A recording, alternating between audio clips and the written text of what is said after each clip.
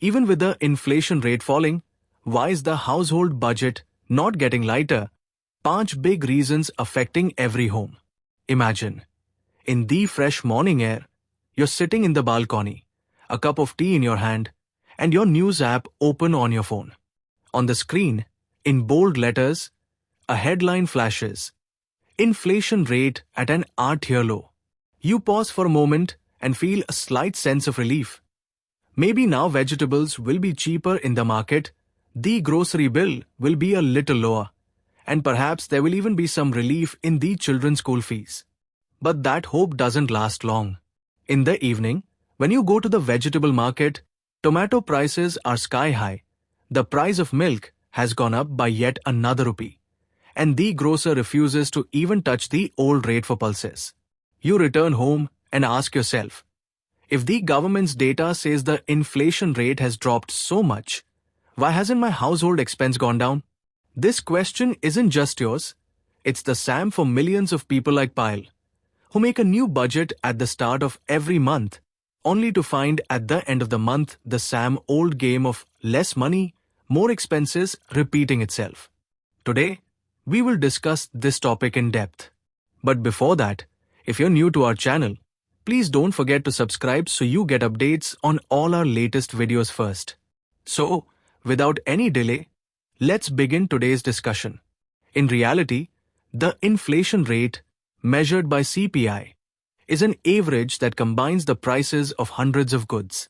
This means that if the inflation rate drops, it doesn't necessarily mean every item has become cheaper. It only means that overall, prices are rising at a slower pace than before. In other words, if last year prices were increasing by 10% every month and now they're rising by 2%, prices still haven't fallen. They're just climbing more slowly. This is why there's often a mismatch between government reports and the reality in your wallet.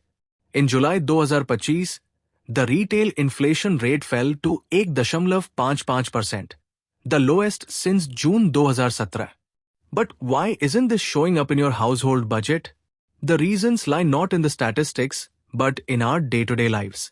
First reason, essential goods are still expensive. On paper, food inflation might be at -1.76%. But the story in our kitchens is very different. The price of pulses hasn't dropped a bit. A tin of mustard oil is still costly. And even a small packet of spices demands more money than before. While onion prices may have stayed stable, tomato prices have shot up like a rocket. Every time you haggle with the vegetable seller, you realize that the price drop exists only on paper. LPG prices may not have changed for months, but that stable price is still a big expense for many families. Step outside the kitchen, and education and healthcare costs are eating further into your budget. School fees, books, uniforms, and children's tuition increase by a few percent each year. A simple hospital checkup can cost thousands, with medicines adding an extra burden. So even if the inflation rate has dropped, the things we need most haven't become cheaper, and that's what keeps our budgets tight. Second reason, no increase in income. A lower inflation rate is just a statistic, but if your salary isn't going up, that number is meaningless for you. In recent years, the pace of salary growth for most people has been slower than the pace of inflation. NSSO data shows that in 2024, real wage growth, that is, actual income growth after accounting for inflation, was less than 8 to 2% in both rural and urban areas. This means your income may have technically increased, but so little that it doesn't ease the burden of rising prices. Think about it.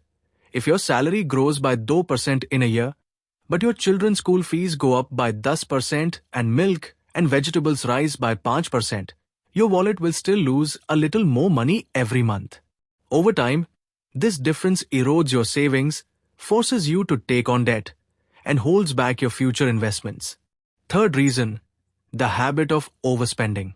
In earlier times, people spent every rupee thoughtfully.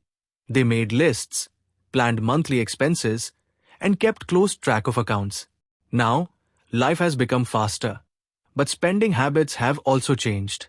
Expensive smartphones, high-speed internet packs, OTT subscriptions, branded clothes, and eating out every week. These are now counted as necessities.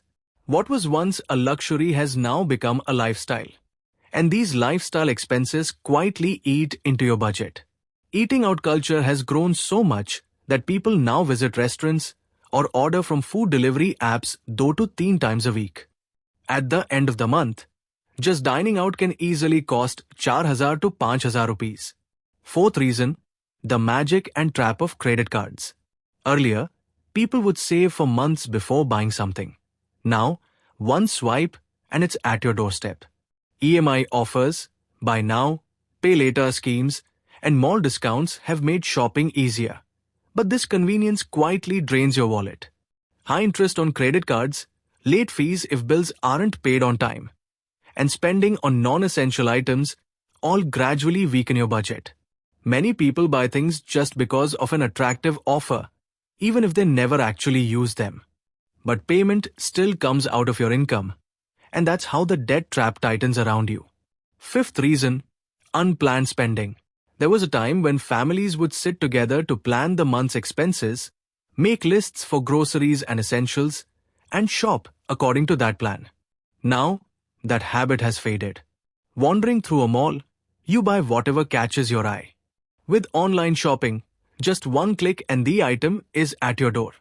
Shopping without a list and with a credit card in hand is the most dangerous combination because you have no idea how much extra you're spending each month. That's why, in the last week of the month, many people are left wondering where all their money went.